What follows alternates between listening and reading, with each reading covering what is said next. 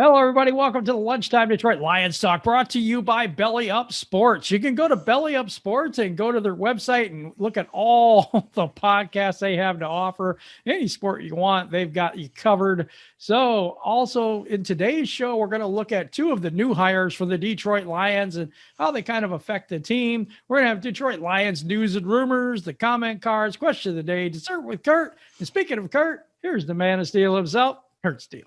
What up, dude? Welcome to the show, people. You know who we are. We are Detroit Lions on the Prowl. Your home for Detroit Lions news and rumors. And subscribe to the channel. Join the family. And then you can join us weekdays, 11 a.m. That's Monday through Friday, 11 a.m. Eastern Standard Time, right here on our channel.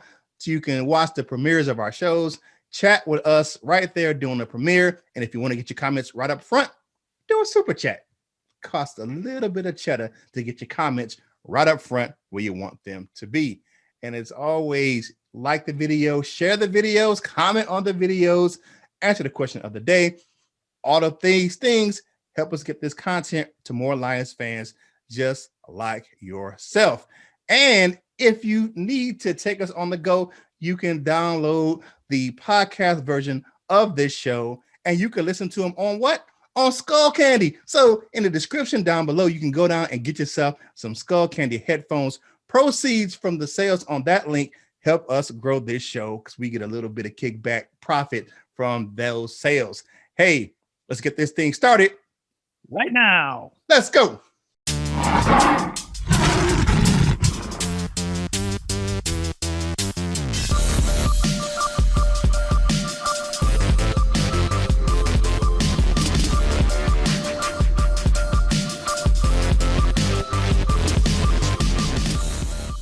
Welcome back to the show, people. As Jim said, it's time for the main course and get into the two coaches that just joined the Lions staff.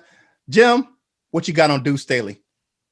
Duce Staley, he is a former running back. He's 45 years old. Oh, my gosh. I didn't think he was that old. He has a wife, Maria, 3 daughters, and 4 sons. He's from South Carolina. Not quite where you're at. A little bit south. A little bit south. Highlights as a player. As a senior at South Carolina in 1996, Staley was ranked the 13th in the nation in rushing yards with 1,116 rushing yards. In his collegiate career at South Carolina, Staley attempted 345 rushes for 1,582 yards. Holy God. Woo! Staley was drafted by the Philadelphia Eagles in the 1997 NFL Draft, and he played for the Eagles through the 2003 season. Staley signed a 5-year, $14 million contract. Look at the money. With the Pittsburgh Steelers on March 9th, 2004.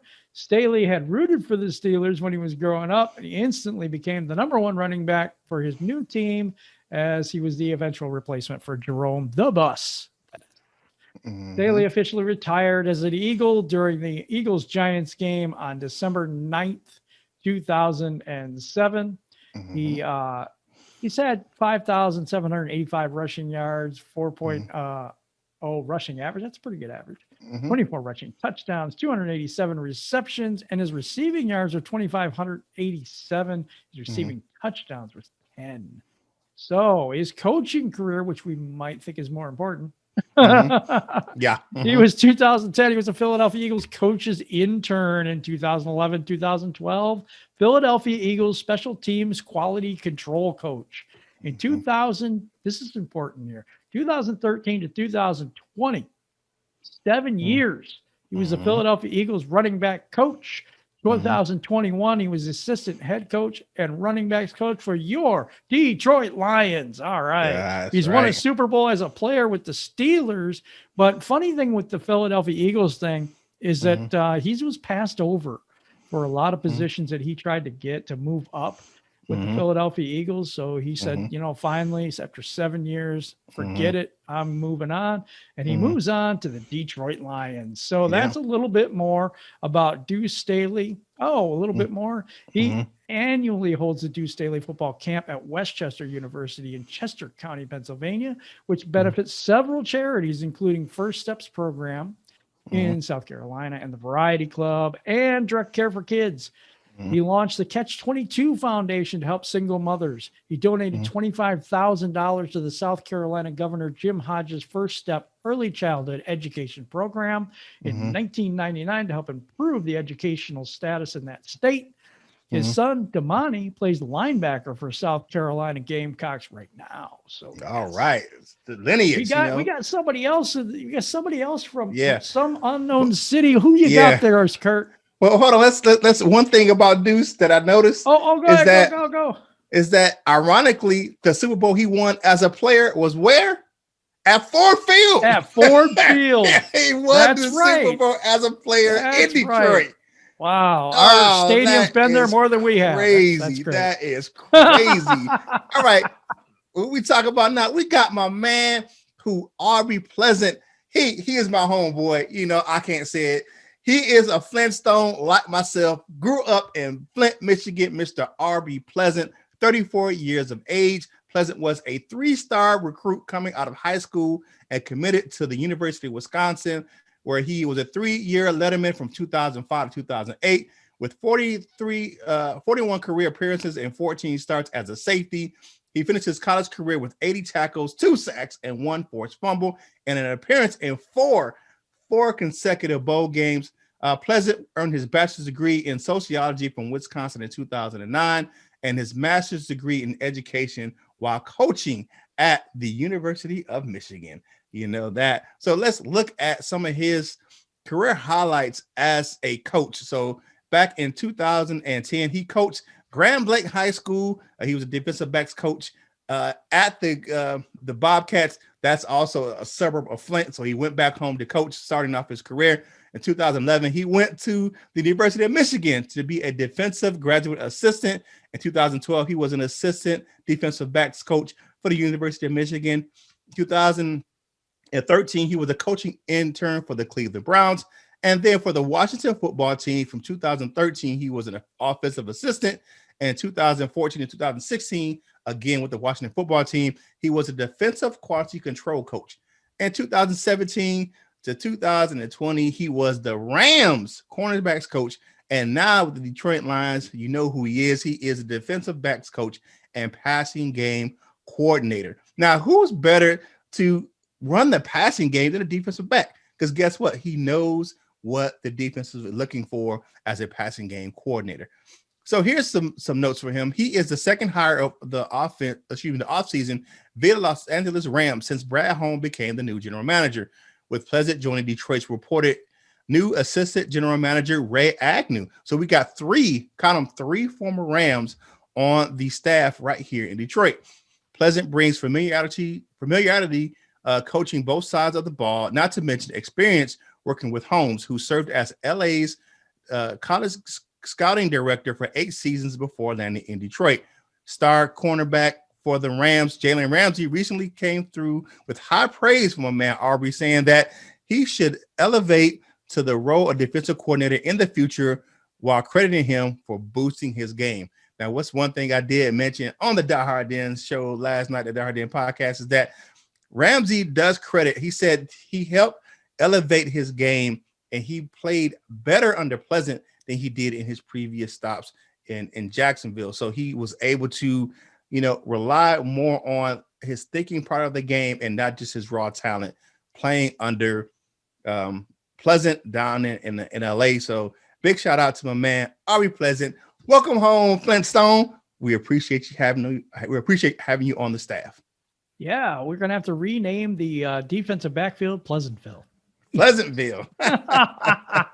Let's hope it works out good there. Look at all the people that we're getting, though. This is crazy how many hires we're getting and how all of these people seem to go hand in hand. They really do. They seem to complement each other. Mm-hmm. I like where it's going. I wish they had a team to work with, but yeah, definitely. I would say this, not yet though. I mean, I'm optimistic. Yeah, it's like what do you say? Like, I'm not saying that they're the Marvel, they're not the MCU yet, but they're the Justice League, and I think the MCU, the Avengers, is better than the Justice League, but we're getting there. And you know what? And Dan Campbell is Superman. Yeah, I mean, he's putting together quite a staff. I mean, to see the amount of people that are turning down positions or not even interviewing places to select Detroit to interview to try to join that staff is something special. And I think that, once we get that cap situation under control, it will be a destination for free agents that they'll want to come and play for Detroit because they want to come and play for the staff. And I have to agree with Ramsey on Pleasant. He was one of those names. He was kicked around to be the replacement for Brandon Staley. And when that didn't happen, he just kind of moved on. He wanted to come home. We had a lot of that, though. We had a lot of people that said, you know what? I'm done with this team. I'm coming to Detroit. And Chicago. You hardly ever see. That's something. I'm not saying lateral moves. I've never seen this where you get these guys who want to come to Detroit as coaches. I mean, you just haven't seen that. I mean, I would say this. Dan Campbell is doing this. Dan Campbell. No, the thing is, though, it's not only that we're giving all these guys promotions, it's lateral moves. Yeah. Duce Staley did the same thing for 7 years at Philadelphia and said, nah, I'm out. I'm going to Detroit. Yeah. It's like it took a little bump to be the assistant head coach as well. Oh, assistant, maybe a little bit. I mean, but there's a lot of them that have been like the linebackers coach over from Chicago. De Leon. It's a lateral move. Yep, lateral. And to get him, I mean, the talent that he brings as far as coaching is concerned, and look at that linebacking core that he coached in Chicago, and that's one of the best linebacking cores in the league, and look what he did for Roquan Smith. And it's one of those things where it's just, you can see all I'm amazed that these people have molded. Yes, like, they're bringing some talented coaches in, and I hope we can bring some talent in for them to coach. I'm looking forward to what they do with Tracy Walker, man, Warrior. I mean, we do have some pieces that if they are coached up well, this could be a really good team going forward in the future. Yeah. I don't think we're going to be really good right away, but I think we're going to be doing well later. Let's go to the Detroit Lions news and rumors. And today I got the first one. Detroit expected to hire Marc, what is wrong with me? Marc Brunell as the quarterbacks coach. He used to play with the Jags and a couple other teams. He could act as the third emergency quarterback as well. He probably could still play. But it goes with this thing that everybody's hiring. They're all hiring players that used to play the position, that knows what it's like to be under the pressure of that position. I like that. So the Detroit closed in on their quarterbacks coach quickly, according to Tom Pelissero. The Lions are expected to hire Marc Brunell to the position. He interviewed for the job on Thursday and was one of 3 candidates for the job, according to Dave Burkett, friend of the show, of the Free Press. The identities of the other 2 candidates were never made public. As for Brunell, this will be his first entry into the NFL coaching. He spent 19 years in the league as a quarterback, amassing 3 Pro Bowls, 184 touchdowns, 108 interceptions. Well, we don't want to talk about that. The career passer rating at 84 and was an overall 78 and 73. He spent the last 8 years as a head coach of the Episcopal High School football team in Jacksonville, Florida. Hey, you bring in people who know the position and know who've played at the highest level to coach positions. So that's one thing as well. He knows that position. So I like that, that he's coming in and, filling that position. He can bring a different perspective to the quarterback coaching position at the Lions.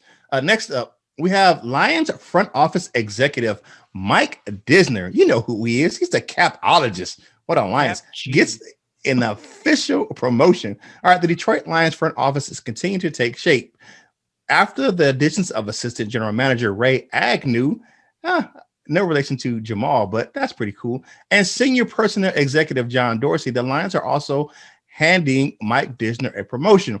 Previously the vice president of football administration, Disner is now listed as the team senior vice president of football and business administration. Prior to this promotion, Disner was considered the Lions salary cap guy, just taking care of that money, mostly dealing with contracts and cap management. However, with this promotion, Disner would take on some of the duties that would normally be placed on the general manager Brad Holmes' plate, specifically the business side of things. Team president Rod Wood said last week that they were making this move to free up Holmes to focus on mostly player acquisition. I like this move. Yeah, reward Disner for the stuff he's done. They give him a bigger role with the team because he's performed.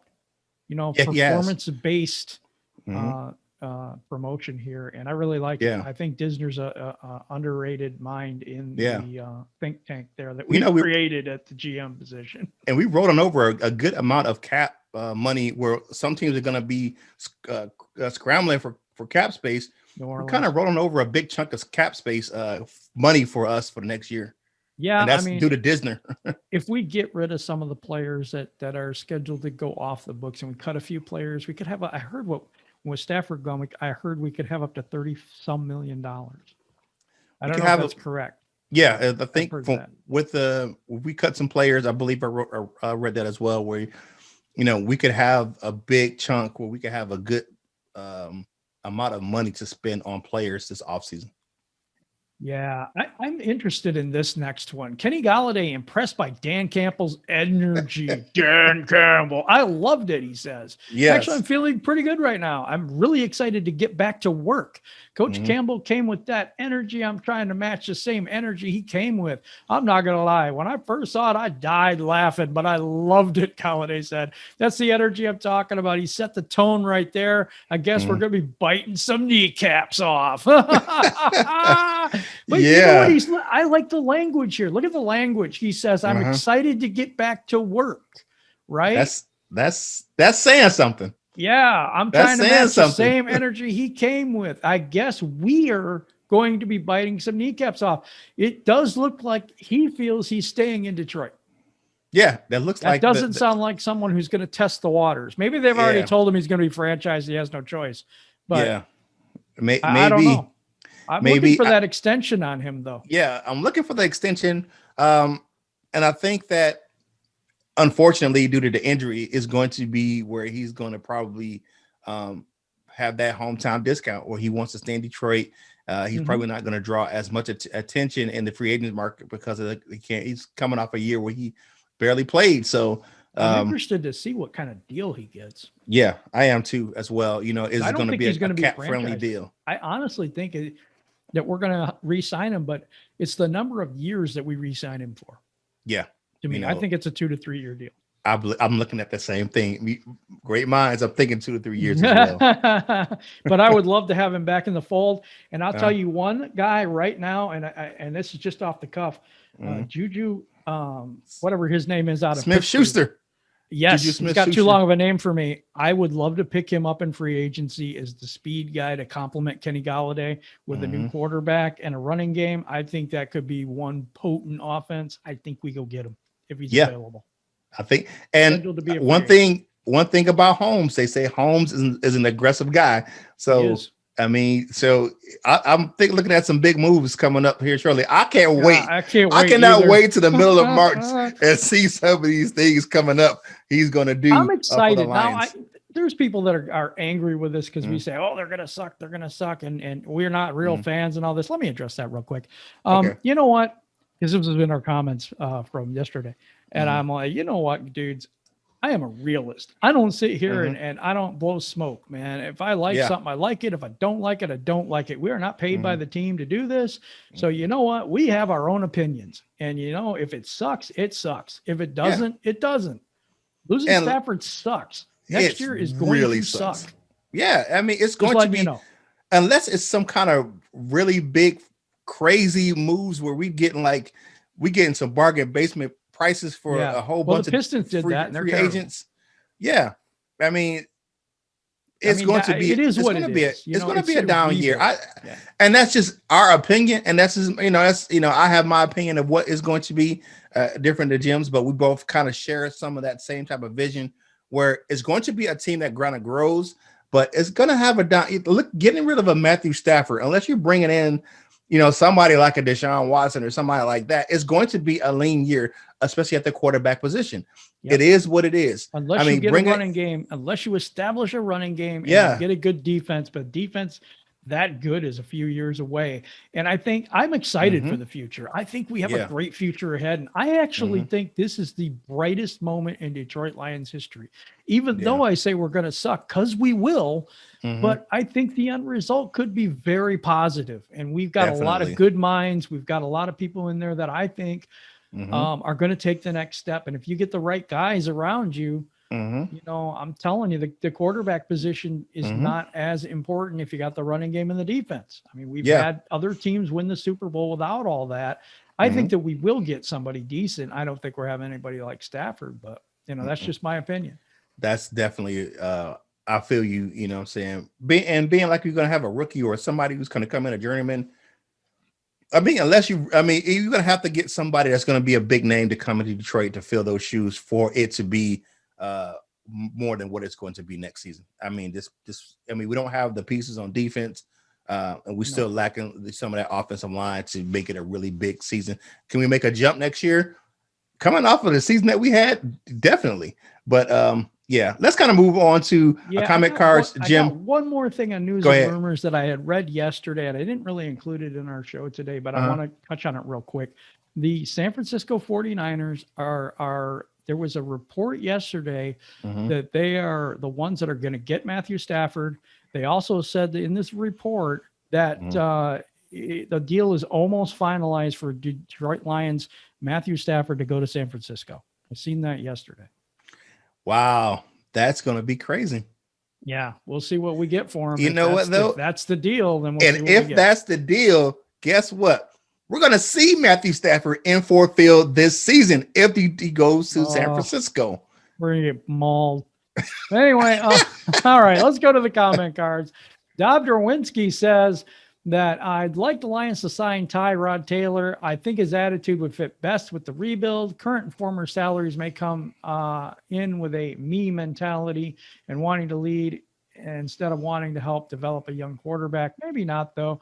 I really like the idea of bringing in Mariota to fill the same role. Yeah, I get that. I would like one of the journeyman guys to come in and be a bridge player so that whoever we draft will get a year to sit. I really believe that's important. Even if it's half a year to sit, I don't care. It's really important to me. It's true.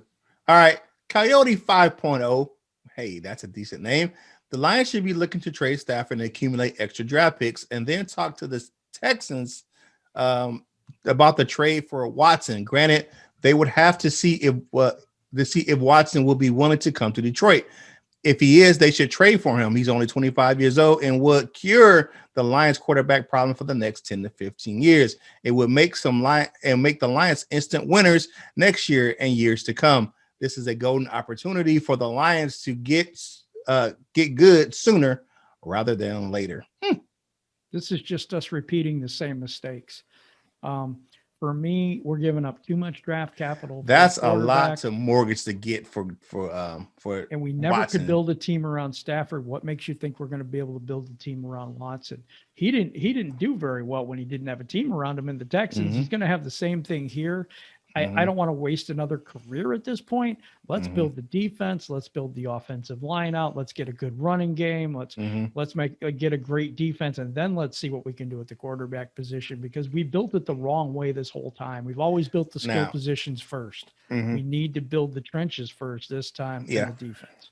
Now, the only thing to caveat about that is to say that looking at Holmes' record out there in LA haven't had, the last first round draft pick they had was Jared Goff. So that's but 2016. So, and they won't have one next year, and they still are a decent team. So if that's the case, because they have mortgaged their future before, and if they can build that team through the draft, that's one avenue they can take, as long as they got the right guy doing it.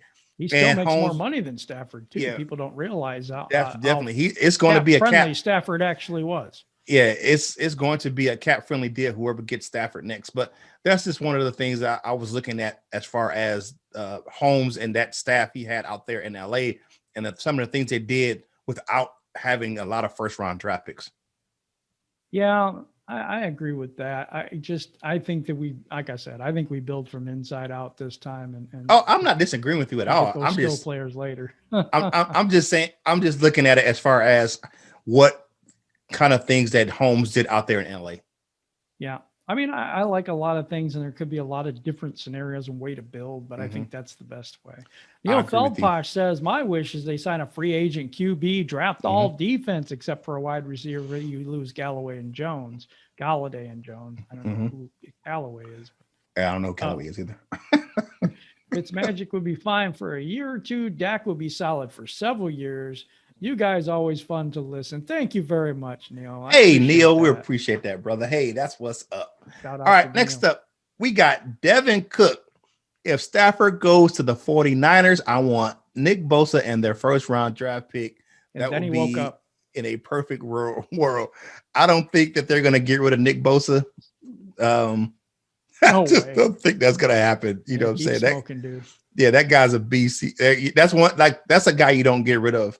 I mean, you might as well say, give us a tight end, give us Kittle, so we can have Kittle and TJ on the same team. Yeah, you know I don't know. I don't think there's enough. I don't know. There's not enough footballs to go around. I agree with that. I think that I like to keep Hawk. I'm good on that. Yeah. Daryl Thompson signing Fitz would be like signing John Kitna back in the day. Do it. I didn't think John Kitna was that bad of a quarterback, really.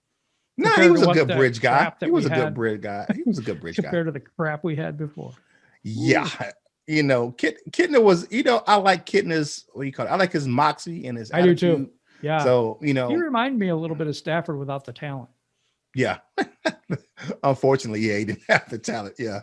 But he's an excellent guy. I like John Kitna. Yeah, John's a great guy. He's a great guy. Yeah, really. He is a great guy. Zach J says, I don't want to reach for a quarterback at number 7 or trade up and lose draft capital to get a quarterback, especially when there is a good chance we will get another first rounder through a Stafford trade. I would rather take a chance on a quarterback in the later rounds. Quite possible. It's all going to depend on what we get for Stafford. Mm-hmm. I mean, you look at that deal is going to be done. Most likely the Lions want to move him, right in the middle of March, right when the new league year starts. So they can have that draft capital for the draft that's going to happen in the end of May. So you're going to want that draft capital. You don't want to, there's always that scenario they're talking about. Well, you can move him after June 1st. June 1st does nothing for the team this year. No, you know what I'm saying? So as much money as it will save them a little bit of salary cap, you want to move him on that middle March, for that draft capital coming up for the upcoming draft. You would have to get a king's ransom for Stafford to be able to move up to draft, an elite the only elite quarterback in my mind in this draft, which is Trevor Lawrence. I think Trey Lance is going to fall to us at 7. I'm fine with him if he can sit for a year. I think that with that other pick, I could try to pick up Micah Parsons. How do you say his name again? Micah Parsons. Micah. Yep. Mm-hmm. I like him at the linebacker position. Also like one of them big offensive tackles wouldn't be bad. We'll have to do more research as we head towards the draft. There'll be a lot more draft coverage here at Detroit Lions on the Prowl, brought to you by Belly Up Sports. All right. That is it for comment cards. So now we're going to go to the question of the day. The question of the day is, what do you think about the Lions' current staff? And I mean, everybody involved. There's a lot of moving pieces. What do you think about that? Is it too many chefs in the kitchen, or is it going to be one of those things where you can take from everybody's experience and knowledge and stuff like that and bring it all together to bring us a winner? I kind of think it's the latter. I really do. I think it's going to be a good thing here. I really, really believe that we're doing a great job of hiring them people, and I think it's going to be good. What do you guys think? Tell me in the question of the day. And now my favorite part of the show is the dessert with Curt. All right. It's time for some tasty morsels, people. Now, Marvin Jones, we already talked about how he got robbed out of his 1,000-yard season with that bad call in the last game of the year. But Kelly Rowe of Detroit.com wrote a nice little article about Marvin Jones. He has been named the Lions' unsung hero of 2020. He deserves it. He deserves it. Despite having making a significant impact, wide receiver Marvin Jones largely flew under the radar, according to one NFL writer. It's one of those things where he had a really good season. He arguably was the best player that we had besides Matthew Stafford. He had 76 catches for 979 yards and 9 touchdowns, which it should have been over 1,000 yards and 10 touchdowns. We won't get into that bad call. That really still pisses me off. But Me too. shout out to Marvin Jones for being an unsung hero. He really balled out this year, with the absence of Kenny Golladay.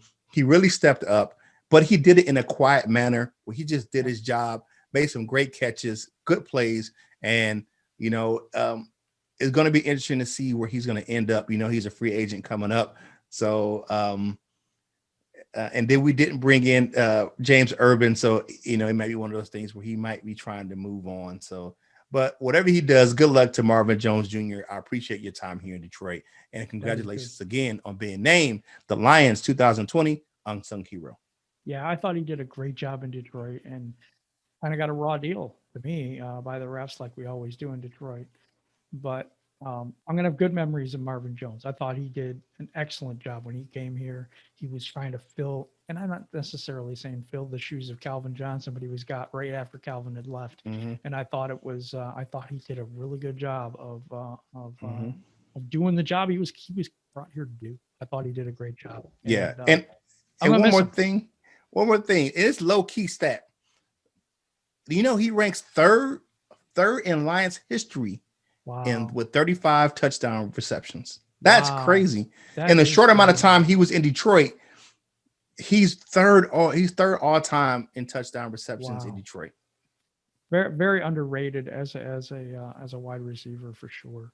Yep. Hey, thank you everybody for rocking with us. We really appreciate every single one of you. One thing we haven't been able to do very well, so I'm going to ask you to do it for me, is can you share the video? And for some reason in our analytics, I go look at it, and that's the one thing we're not doing very well at. So if you could do that, I really appreciate it, because that's going to help us to get this content out to more people just like yourself. So yes. Right now, we're going to go to Curt and end the show. So take it away, Curt. All right.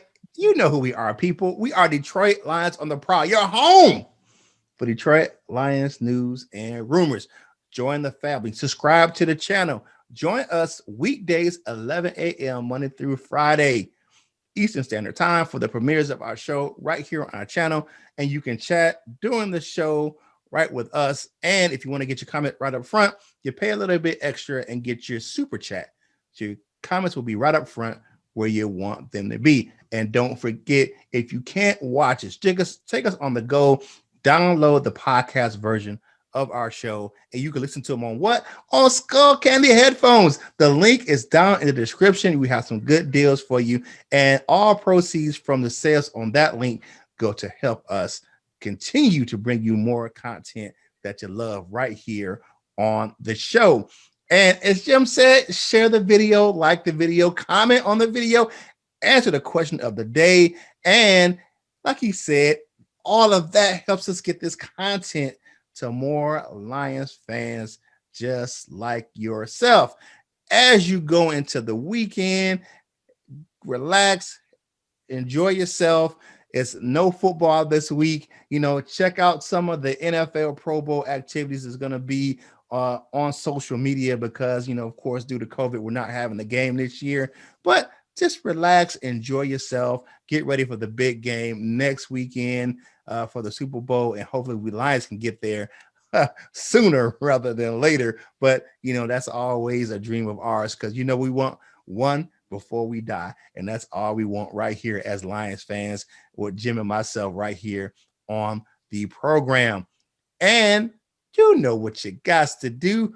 Whatever you do in life, you got to boss up, ball out, and be the best version of you that you can be. For my man Jim, right here on Detroit Lions on the Prowl, this is Curt Steele, and we will holler at you real soon.